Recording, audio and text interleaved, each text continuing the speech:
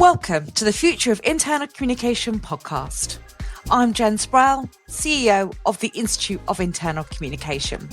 Our organisations face an onslaught of challenges across the social, economic, political and environmental spectrum. The systems we've used to support 21st century ways of life are weakening. The way we work requires dramatic transformation in response to these challenges. Internal communication is a crucial function that helps organisations achieve lasting change. This podcast explores the intersection between internal communication and the future of work. Every conversation is curated to help internal communicators better understand the risks and leverage opportunity. We really hope you enjoy listening. Hello and welcome to another episode of the Future of Internal Communication podcast. I'm Dominic Walters and joined as always by Kat and Jen. This session is slightly different because we realised, in fact, got some feedback that we have lots of great guests on and talk a lot about aspects of internal communication, but we have amongst us a leading light in the internal communication field that perhaps we ought to interrogate a little bit more. And that's Jen, because in her role as Chief Executive of the Institute, she probably has quite a unique view on internal communication, having come in as heading up the professional body, not having been an internal communicator initially, and we'll come on to that, but being able to observe internal communication as a profession, but also as a professional body for the Institute to see how that's changing and evolving. So today we're going to be turning the tables a little bit, I suppose, and Kat and I will be asking questions and having a conversation with Jen. So, Jen, welcome as a guest. This is very bizarre, isn't it? This is very bizarre. I got so used to it the other way. I know, it is. So at least now you'll have empathy for our future and indeed our past guests, which it'd be interesting because, as I mentioned, and I hope you don't mind my saying so, you didn't come in as an expert in internal communication. You came in because of your expertise in running the professional bodies. So I can remember actually when you joined, it was about 2017, thereabouts. Yeah, thereabouts. So that's what, rudimentary maths, 6.5 years ago. So this is a very broad question, but it's a good place to start. From your unique standpoint, really, what have you learned about internal communication since you took over the helm of the Institute back in 2017? Oh, such a good question. And it's sort of a question where you sort of go, where do I start and what perspective do I come in at, I guess? And just to give, before I go into that answer, I guess just to give some perspective to, I guess, what I'm going to say about this. As you say, Dom, my background, I've not been an internal communicator. I have come from the world of professional bodies, 20 odd years now. But I'm a trained marketeer and I started my life in trade publishing. So there's a real kind of blend of there, but I've also come from understanding professional bodies, but also not just how they work, but I guess what they mean and what they're there to do and what their purpose is. So I come at it with those different perspectives. And I guess if you say, what have I learned about IC from the start? So if I take my perspective as a marketeer and someone that started their life in trade publishing, which is kind of that blend of it, where I guess I was trained in that sort of school of thought of you create content, you make great design, you write well, you're editorial, you target, you use segmentation, you use digital technologies, all the things that internal communicators do. That was sort of the prevalence, I guess, of the profession, and it's kind of this process of which we approach it. But what I've learned that's different. So what makes internal comms different from marketing, from all those things that I've come from? And it really is quite simply, it's the human factor. Because I think in my past career, sort of the audience is sometimes, particularly in marketing, when you're producing a print magazine, dare I say, monthly print magazines, a thing of the past. But yes, you have your readership in mind to make sure you're giving content, but you're not really thinking about how what I do feels and what it means and that human aspect of work, because you are so separated from it. So you can't always feel it. And you're often looking as a marketeer to create a transaction off the back of something. Whereas I think internal communication, a transaction is secondary to trying to create an emotion or a feeling or an understanding. So you have to, I think, come at internal communication with, yes, some of those strengths of my core help, but actually come at it from the perspective of it's not just where we say it, it's how we say it has never been more important. And I think it was the how and understanding that and the sense making, how we create meaning, how we create understanding beyond the push of information, beyond the push. It's that interconnection that we give. And I think that's a uniqueness and a different skill set that was some of my biggest learnings. And I've seen that so evolve over time. If I come back from my professional bodies hat on, and when I've worked in other professional communities, it has some real similarities in terms of we want to be recognized. We want to be valued in our own right. We need to have confidence in our own right. So if I go back all that time, I think for me in the internal comms, understanding humanity is the biggest lesson. And then with our profession, understanding how do you build that sense of pride and recognition and value in what we do, then the backdrop of, well, we can get into a bit more detail of the last however many years has been just immense. The change and the world in which we've been in has put that under, I think, undue more pressure, but also more change. Can I ask you, I'll pass over to Kat in a second, but can I ask you a question about that? Because we've talked in the past about this, to borrow a phrase from the Australians, this cultural cringe that we've sometimes experienced as internal communicators, by which I mean there's a tendency for us to sometimes feel we're not a full profession or we don't deserve recognition. I'm paraphrasing wildly here, as maybe our HR does or more the more established professions. You've alluded to this already, but what sort of shift, if any, have you seen in that position for us as a profession? Oh, vast. It's been great. And I think that where you start from, and many professional bodies like us, we're not alone, have the same problem that you've outlined, where when you're in a community where professional membership doesn't give you, it's not required as a license to practice, you always feel like you come from a lower set. So you can't have an accountant if they don't have a license, or a lawyer or a legal. So what you're trying to do is you're trying to, as a professional body, sort of go, well, you don't need us to do what you do. But actually, if you come together as a community, and this is where community building comes so important, which is even more important, well, to say if we actually want it collectively, because we recognize we want to have a stronger voice in our own organizations, then we want to do that. Now, since I've joined the IoIC, membership was lower. I think we've grown quite significantly. And I think that does come from a desire, and we have to, again, that's why humanity in emotion is so important. It does come from a desire of recognition, and it is the power of the many is stronger than the power of the single voice. And that's what professional bodies can do. But you have to work harder at it when you represent a professional community where it's not a requirement to their job. So that becomes even more important. But we're getting there. I think we still have a long way to go, though. That's really interesting, Jen. So I've heard you talk a lot about the evolution and the shifts and the changes that have manifested even, in the last 6 or so years since you became chief executive. And I see that as well. I remember we started working together in 2019, and then our kind of future of work, future of internal communication project got overshadowed by a small thing called COVID, which I think it's an understatement to say that put a cat amongst the pigeons. But when you started, just thinking back to that point, what would have been a typical scope of work for an internal communicator back in 2017? I've had to really go back in the memory to answer this one, because we have changed so much. But what I would say, the biggest point of reference I can pull on that brings to memory in answering this question is, obviously one of our jobs as an institute is to provide qualifications. Again, sets that professional standard. You can see a certain centre of excellence. And when I joined the IoIC, we've run diplomas, and we had 2 diplomas back then.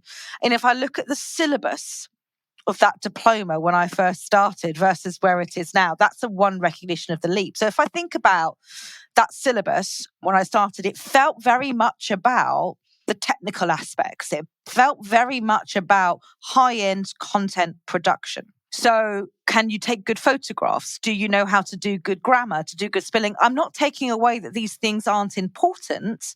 I think we're certainly in a more earthy world. I'll use that word as a way of describing it that once we were. But it felt to me like it was sort of very similar, as I say, to my profession, that it was a very technical aspect of content production. But that's incumbent also of IoIC, which, has been around a long time. Started out as the British Association of Industrial Editors, as we well know. And if you looked at the manuals and the joining packs I got, it was all the advice of how to make things print ready, how to make good digital, how to make a good website, how to build a good intranet. And that was the scope of work. It was the material channel and the content and the way we present content that was of the higher value than the deep down, I guess, psychological aspect of communication. So quite functional, quite playbook-ish, quite how to perform these quite tangible tasks.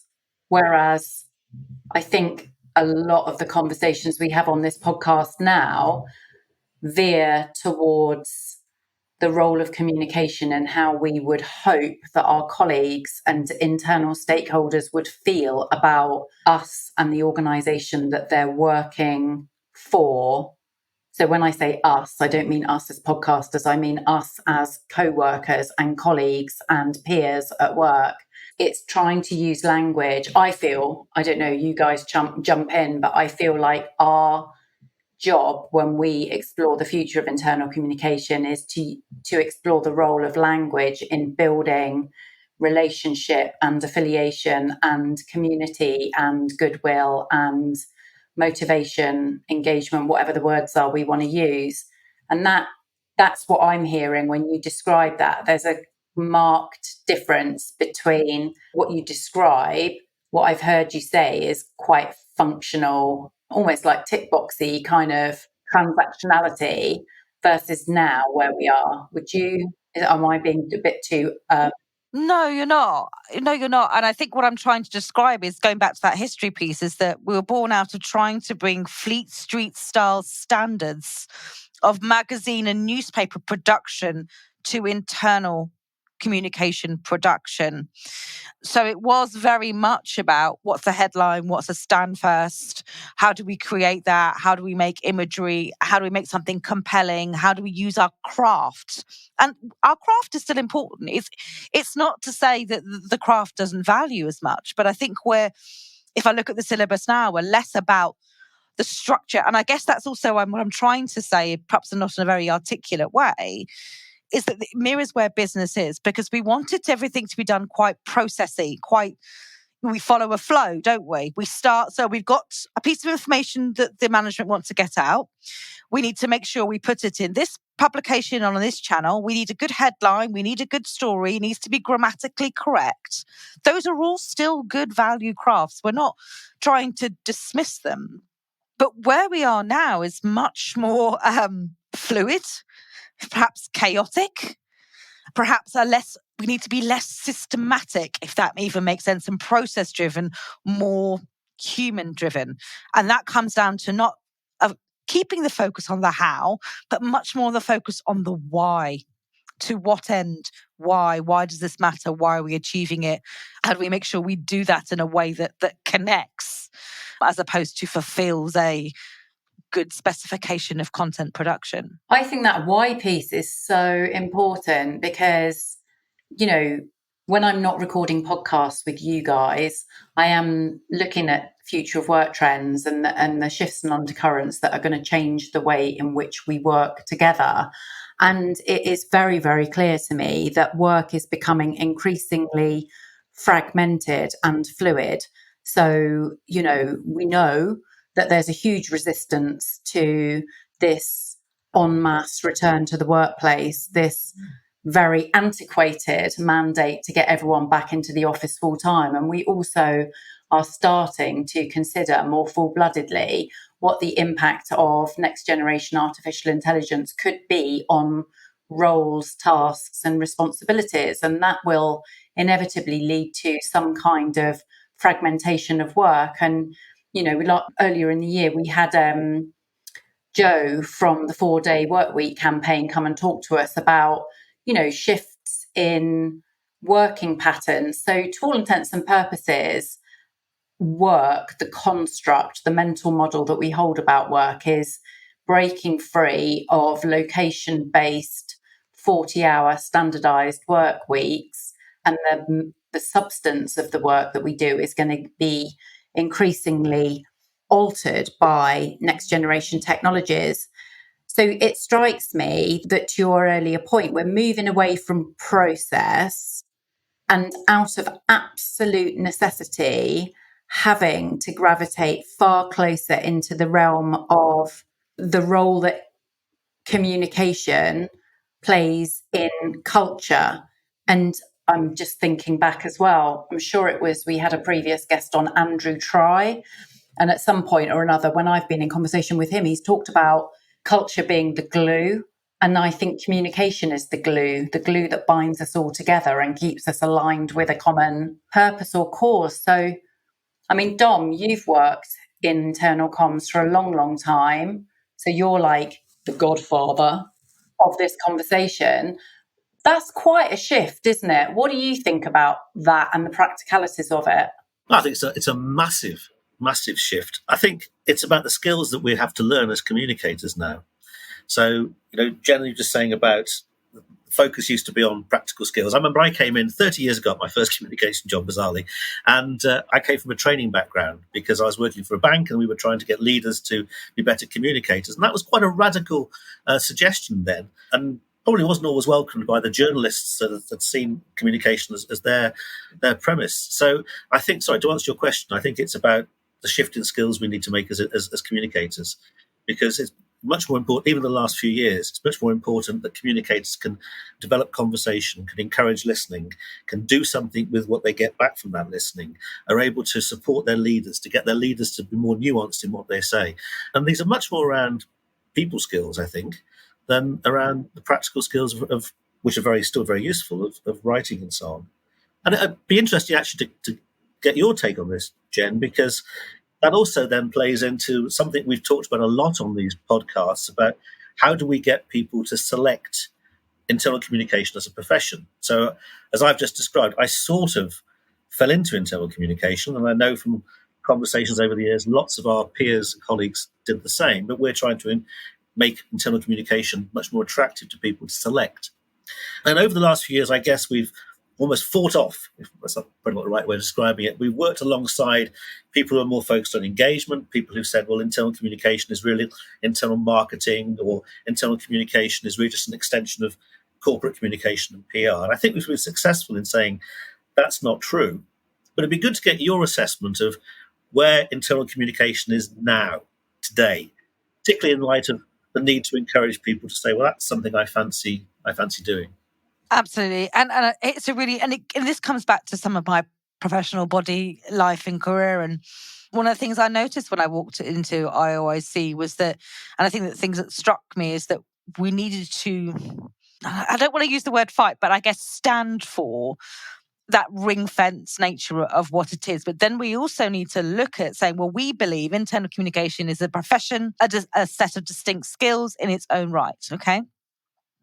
But as you say, Dom, it wasn't on my radar. I have to say, I'd never really heard of it as a professional career until I came into IoIC.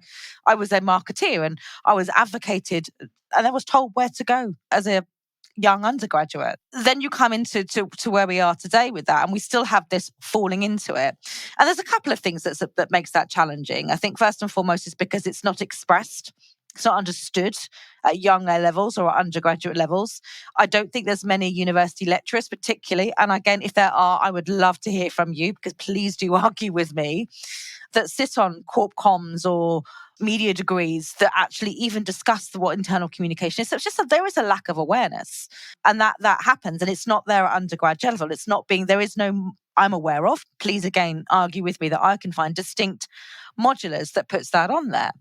But also the other thing that we do is that people don't understand the skill background or any skills and how they can move into it. And actually, when I speak to people in the years that I have who've come from other backgrounds, I sort of go, oh, well, if I'd known about this is great. So I think we need to put this argument down that, and we're working on at IoIC, that if you're interested in psychology, communication, if you're interested in language or human nature, if you're a curious soul, if you're an empathetic soul, if you have great interpersonal relationship careers, that we put on the map that this is a potential career for you, because those skills are really, really relevant. We're doing that more so with the I Choose IC campaign, but it's hard graft, and that also takes community. We talk about community building in our organizations, and there's certainly a lot more work we need to do as internal communicators. But going back to where I think IoIC then is today, taking in that mind that I think we need to attract a more variant skill set into our profession. And we need to make that clear that that skill set has a place for us and there are roots for us, I think is one. I think that also, and with that in mind, I think we're I'm going to use what Perry talked about on a past podcast, and I think he said this really nicely, is that we're kind of in a mid-evolutionary cycle as a professional community, where we still got those things I've talked about, the craft and the tactical, because they're still needed. We're trying to bring in different varieties of backgrounds and diversity of thought and thinking to challenge our organizations. We are getting a growing remit. So whether that remit goes beyond content production to cascading information, humanizing, socializing, driving trust, leadership behavior, line manager behavior, but we're not fully embedded in every facet of an organization, and communication exists in every facet of an organization. So I don't think we have grown up, but we still have more to do in terms of organizational priority and investment. And we're still not willing to let go of content and channels. So you kind of start to sit in this midpoint. So we're in this mid-evolution. We're still keeping our heritage, and we want to get into the future, but we don't have enough investment. We don't have enough ear, and we can't quite make that full shift. So I think we're living in between two worlds, if that's a way of describing it. No, I think it is a very good way of describing it. I guess that's part of, as you say, part of our evolution as a profession. I'll go back to your point about the university courses. I better say this, that I know Solent University in Southampton does have a module. Of course, I do. Our wonderful partners. Thank you, Dom. I needed correcting. But also, I've taught it partly, so I already ought to mention that. But your point is valid, which is it's not that widespread, and I think it's only because of Solent's connection with the institute, perhaps, that's become more prominent with them. But I think it's interesting what you're saying there is one of the things I'm picking up from that is it's about attracting people who are interested in the outcomes, who are interested in influence, who are interested in helping shape arguments, in helping to transfer strategy into action and help organizations shift. Not necessarily the people, they're not excluded, but not necessarily exclusively the people who like the art form, who like to be able to write and compose and put things together. I think that's a really interesting shift. And it's a great way of accessing different people, I think, different diverse thoughts. And it's a shift I pick up in, as IoIC, we run many advisory boards. I run professional development advisory boards, content advisory boards. Part of our job is also to make sure that we have enough member voice, call that our employee voice. And I ask these questions quite regularly. How are we changing our own hiring practices? Or how are we changing the own way that we position this profession? And I think that we've done some work, but there is more to do. But certainly, anecdotally, from those at perhaps the top of the internal comms game, are sort of going, I'm now looking for people that can provide influence and can be a bit more of a chameleon and drive that. Yes, we still need, I'm not trying to ditch technical knowledge like digital, but those qualities are standing out very high up. Whereas, because I think it's about what you bring and what you can teach and how those balance together. And that's certainly a very different conversation to what I had when I first joined the Institute in terms of what the leaders were looking for when hiring into their teams. I think what's so interesting about that is, again, going back to when you started in 2017, it was a year or less than a year. Can't remember. I don't know exactly when you joined, but it would have been within a year of the Brexit referendum result and Trump winning the presidential election in the United States. And we have seen on both sides of the Atlantic a dismantling of social cohesion because of social media's role in dividing us into, for or against, leave or remain, Republican or Democrat. And it's been very, very binary, and it has fragmented communities and families and organizations and any collective of individuals in ways that none of us could possibly have foreseen. And what I think is so interesting about the landscape in which we find ourselves now is that good communication skills, good relationship building skills has been a staple requirement on most job descriptions in well, certainly the 30 years that I worked in staffing. It was just there, it existed.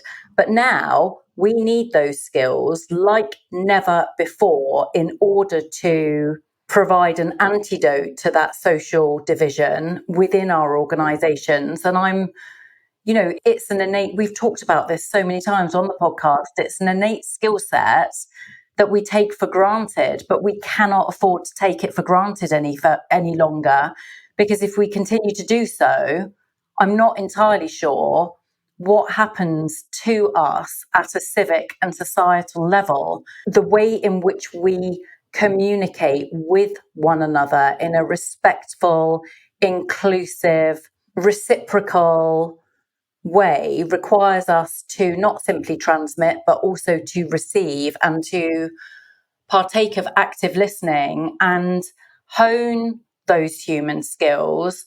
And I think the challenge really is that, to your exact point, Jen, I think the term that I've become most familiar with is that we are in a liminal space. We've left one space, we're headed towards another space, but we're not there yet. So we're kind of in that in-between space. And I don't feel that most business leaders fully understand the role that communication plays in organizational cohesion, because it's taken for granted. Most people in organizations have got the faculty of speech at their disposal. Therefore, why do we have a communication problem?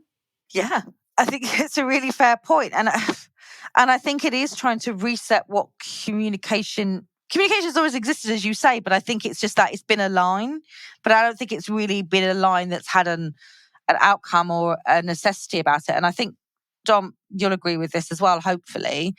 In terms of thinking where it's headed and what that means, there's this whole sort of employee experience agenda, right? Which is then thinking about communication from a embodied perspective, from a human perspective. I think it's all been, at the moment, portioned out in organizations. That's why I think everything feels disjointed if you are having a lived experience. But going back to the point, and it's something that comes up all the time, and I've seen quite a bit of debate or comment about it on LinkedIn as well recently, is this whole line manager communication piece, right? That's one example of what you're talking about, where on many line manager jobs, it says just must be good communicator, have experience of leading a team. Then we go, check, here's the job. But we don't give any support or any nuance in what that means, nor are they measured on that performance.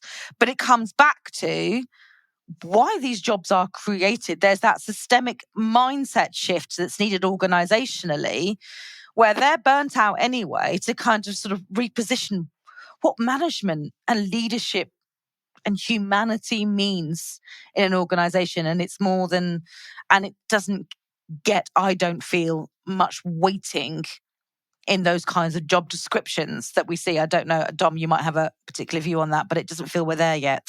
No, I think it goes back to the point you and Kat both made. It's about people taking a lot of this stuff for granted, I think. Yeah, 100%. It's assumed, isn't it? It is.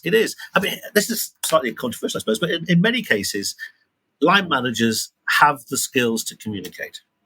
Because when they go home and other aspects of their lives, most people are able to articulate a message, they're able to have a conversation, to ask questions, to show empathy, to listen to people.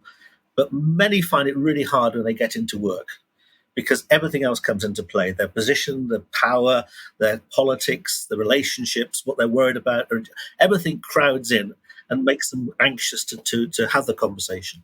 For example, we know that many leaders, when they're honest, are quite fearful about having an open discussion because they're scared that it might unleash these demons or these questions they can't answer, or they're going to look silly. That's all about position. That's all about perceptions of an individual and their leadership. Sorry, to answer your question, I think it is down to that, taking it for granted. Yeah, but I empathise. I know we empathise with the cautiousness, with the nervousness, the anxiety of a manager to communicate, because we're ensconced in cancel culture, and you then open your mouth for fear of saying the wrong thing and having your opponents take to social media to destroy your character and your reputation. And one of the things that I think is really interesting about this space is that, and I know I've mentioned it before on air and off air, perhaps if we were to contemplate internal communication full-bloodedly as an art form rather than a scientific codified playbook that if you just do these 5 things, then these 5 things will happen. If we can embrace the artistic element of it, surely in art, the pursuit of art is to continuously hone your craft over a lifelong period, if you're committed to your craft. And therefore, if we could reposition communication as not a finite, parameterized function to be playbooked and hacked, and rather as a kind of orchestral array of musical endeavor that is always to be practiced, honed, improved upon, that I would hope might alleviate some of the tensions that any manager or leader who's struggling to communicate effectively might feel. I don't know whether any of that makes sense. No, it does make sense, and I think it's true, because one of the biggest questions, we do a lot of training around leaders. And one of the biggest questions you get asked is, what exactly is expected of me? And I think there's still a school of thought that says leadership communication is about articulating messages in a wonderful way. You're going to electrify the audience. You're going to stand up and be Obama-like in your way of connecting. And that's great if you can do it, but it's not by no means the whole picture. And going back to the points I think you've both made, which is really a manager can be, or a leader can be, an effective communicator just by asking some questions. What are you making of this? How does this strike you? What impact is this going to have on you? And go back to your point, Jen, how do you feel about it? Those sort of things can be so powerful in breaking down barriers, helping people process stuff, helping them feel they're having a good experience, helping them feel safe. And they're probably much more accessible skills than being able to present and articulate and inspire an audience. And yet organizations don't tend to value them as much. Agree. And I think the point of safe is really important. That's what the world of work or environments just don't feel safe, perhaps because we don't feel as connected or those things. Are just the world around us, and uncertainty is at every part. And I don't just mean what we say, but also just we feel uncertain in society. In businesses are uncertain. We can talk about us as human, but leaders of businesses are also in an uncertain operating environment, and we're in an uncertain economical environment. So it spans all of us. But what we probably don't do is share that emotion. And we don't share that discussion through honesty because it feels exposing, and vulnerability feels something we should stay away from.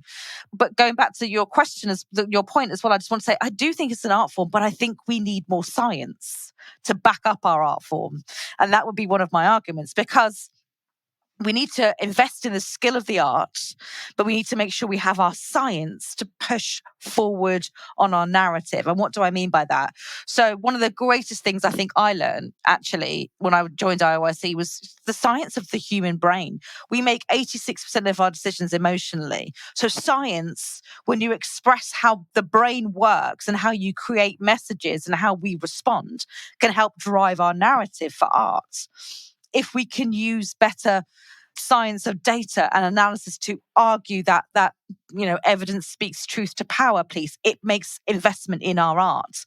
I think we can use that to drive up that investment, and we need to play the two. So I think that's a really important point, because we are still getting more sway. We are getting more. There is a changing shift, but we're not there yet, and there's still more work to do. So we need to keep our science up to demonstrate our case to invest in the art is something I would also consider. Well, with that in mind, Jen, let's change the focus slightly and build on what you've been saying. Let's ask you to get out your crystal ball and start looking ahead into the future. So we've touched upon some of them already, but it'd be great, again, from your perspective of steering the profession, what do you see as some of the key challenges that we face as internal communicators? I think one of the biggest challenge I hear everywhere, and every member, student, particularly those coming into our profession, those that are the future of our profession, every facet is confidence. We just really struggle with that confidence. I think that confidence to fight for something, to fight for that investment, but also confidence that we feel we suffer a lot with that sense of, oh, but I don't have a metric or an outcome. Marketing will get more of that. Maybe I shouldn't stay. I should stay out of that. I can't quite push one because what I do isn't as credible. And I think credibility is a real world we need to work on, because we are credible. And what we have is credibility, but also integrity. And those are two really important and authenticity things that can be matched together. Most students that go through our program, we've got it now. We had, I think we had a kickoff with one of our latest cohorts. And in session 1, they went, oh my gosh, I feel so much more confident now to go into a meeting. It's a real problem that we have. And I hope as a community, that's why binding us together and using that is really important. I think space and time, just don't have enough of it. Don't have enough space to think, to process, to do anything mentally. We're all overwhelmed. We don't have the time. We don't have the resources. We don't have the capacity is another issue. And one of the things I will be saying on capacity, and this is my and I think it's happening now, but I'm pleased if anybody's listening that's got a case study, and I think we're doing some stuff on it. If we're going to upscale ourselves, say we've got the confidence, say we've walked into the room, we've got the investment, we're building the capacity. What does good capacity look like in an internal comms team? How do we build multi-skilled teams? You still need your craft skills. You need your influencers. You need your coaches. I think we have this expectation on ourselves to be about 10 different people and skill sets. And often our job is to build those in. So I'll be thinking about how we build IC functions of the future. And I think we need beta alignment. As I say, when it comes then to practical, if you take the EX agenda, is that HR's? Is that his? It was still in this process bum fight, for want of a better phrase. And we're not fully aligned or in as organizations. And that's not necessarily on internal communicators. That's on org design, I think. But those are the things that would spring to my mind as confidence, space, capacity, with that recognition and investment, and then alignment across all the areas and all the key business functions. I think if, as an internal communicator, you are willing to invest in the time to research as much as you can about the role of communication in civilization and society, your confidence will be enhanced, because it quite literally is a life or death matter.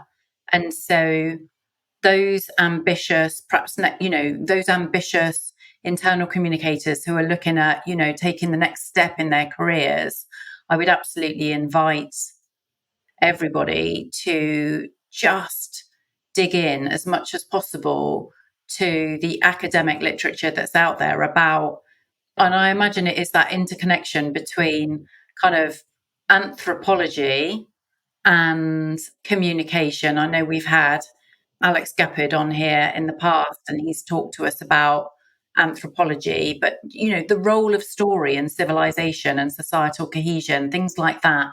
If you can appraise yourself of the academic literature that exists and take that to your C-suite, personally, and just to be contrarian, I don't think organizational design has the answers here, because in my view, organizational design has its own challenge, which is that it's trying to build form and function using angular foundation blocks, whereas I think the future of work is going to be increasingly fluid and shape-shifting.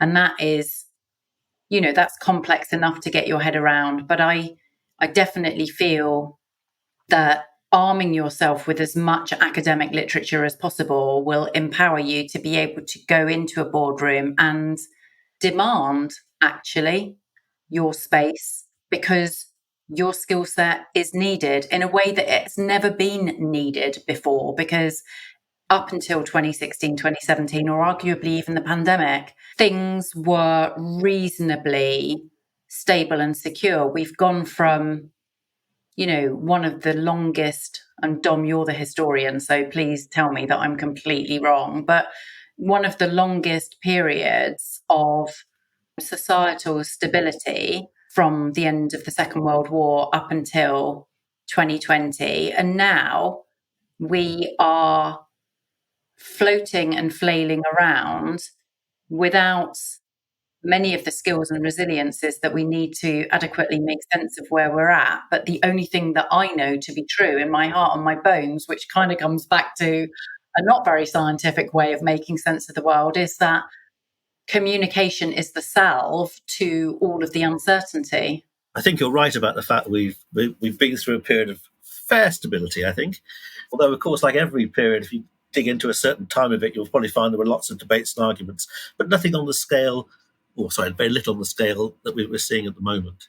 And you're right. When you're going through uncertainty, when you're going through instability, when you're going through stuff that are unprecedented, the only way you can navigate it is through conversation. Because if you don't have conversation, you don't understand it, and or you feel overwhelmed by it potentially. You don't understand how other people feel about it, and you can feel very isolated. So I think, go back, I'll just reinforcing what you said, really. We can, as communicators, we can offer a way through this. But I would like to go back, Kat, to something you said about academic stuff, because I think you're absolutely right about that. But I can feel quite overwhelmed. If you look on LinkedIn, there are lots of debates of varying quality. There's lots available, there's many academic texts and so on. So what can we do as an institute, perhaps, or anybody do to help steer through that? Almost quality check, I suppose, what's good and where they should be focused. I guess that's going to be subjective. There's about 30 questions in there, aren't there? Sorry. You've picked up on something that's just it's a challenge to every membership body, right? It's a conversation. Well, like I say, I started out in membership bodies when the internet was just coming out. It was still dial-up, there was still printed, and we didn't need that. And I remember, maybe 10 or 15, I don't know, 15 odd years ago, this whole debate we had as a membership body about our concern of user-generated content, on what that would do to our proposition, because we'd held that space, if you like. We'd held the court of the advisor, of the content, of the distributor. There was, you were that trusted source, if you like. And then user-generated content came out and opinion came out. And how do we step into that? How do we part of it, but maintain what's important? And it's really hard to give a real simple. And I think there's something as an institute we need to do. We just need to make sure we stick to our values, and we need to make sure from us that what we put out there, we at IoIC, as you know, have peer review processes, the way that we go things, but we also need to be in for the conversation. So we need to make sure we position all those things in different ways and be part of the content world out there. But protecting that is really difficult. And I think that education is going to have a big problem when it comes to assessing assignments on opinion versus fact. And the trust has a big problem around that. So I think it does call on us all as humans to be more discerning of what we read and how. But it's a lot. It's a lot to deal with. And, how do you step outside of that? And I think as an institute, we need to stick to our values of what we do and how we go about it. I guess the obvious point is, if anybody's been on this podcast, they're worthy of being listened to, and they should be recommended. I should say that, of course. So just to kind of tie up, because I know we've been nattering on now for a while, I can get very excited and see all manner of opportunity for the future internal communicator. But Jen, if you were to try and distill my crazy ramblings and tally that with your own sense making, what would you say? I don't know, top 3, top 2, just what are the emergent opportunities for the profession, do you feel? Oh, top 2, there's lots. I think that's fair to say. And I think that it comes back to what we've all just been talking about. There's a lot to make sense of. But if I was going to put it, I guess maybe in some really 2 clear buckets to try and add for clarity, I think one for me would be around people and culture. We need to build environments of connection, communication, conversation, audience understanding around that, and experiences. And then I think the other one for me would be around change and leadership. Change is happening, and there's a lot of change happening at corporate level, reputational level, that needs and I could put AI on that technological advancement, the changing workplace, change programs, M&As, mergers. There's some real opportunity for us to be in that arena at a very senior level, as well as designing the workplaces of the future. And for me, they come back to, my favorite thing to say, it all comes back to the return on emotion agenda. Wow. Well, I don't know, Dom, whether you've got anything else to add, but I think that's a beautifully apposite place to end this particular conversation. I feel as if on a weekly basis now, the outside world is hurtling along at lightning speed. And so while we're recording this conversation at the back end of 2023, I've no doubt that by the start of the new year, a whole bunch more stuff will have unveiled itself. So I think these conversations are really healthy and heartening, just for us to check in on our sense making, and hopefully, the conversations are of interest, relevance, and thought provocation to those listening. So thank you, Jen, for allowing us to put you under the spotlight. And now that we have seen for ourselves that you're up for that task and that challenge, don't think it won't happen again. I'll wait till we get the feedback. Thank you so much for letting us do this. It was great to have this conversation with you. It's a pleasant change. Thank you, guys.